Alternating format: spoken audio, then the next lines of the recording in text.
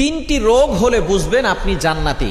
অর্থাৎ তিনটি রোগ যদি আপনার হয় তাহলে মনে করবেন আল্লাহ পাক রব্বুল আলামিন আপনাকে ভালোবাসেন, আপনাকে মহব্বত করেন।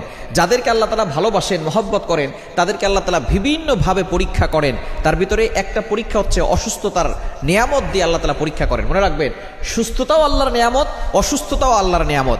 আমরা অসুস্থ হয়ে গেলে অনেক সময় আল্লাহকে অভিযোগ করে বসে, আল্লাহ আমার কি দোষ ছিল? কত মানুষ সুদ খায়, ঘুষ খায়, তার কোনো সমস্যা হয় না, আল্লাহ তুমি শুধু আমাকে দেখো, খবরদার এরকম অভিযোগ করবেন না। সুতরাং অসুস্থ হলে তিনটি রোগ যদি আপনার হয়, মনে করবেন যে আল্লাহ আপনাকে ভালোবাসে এবং আল্লাহ আপনাকে জান্নাত দিতে চাচ্ছেন। এক নাম্বার হচ্ছে যদি জ্বর হয়।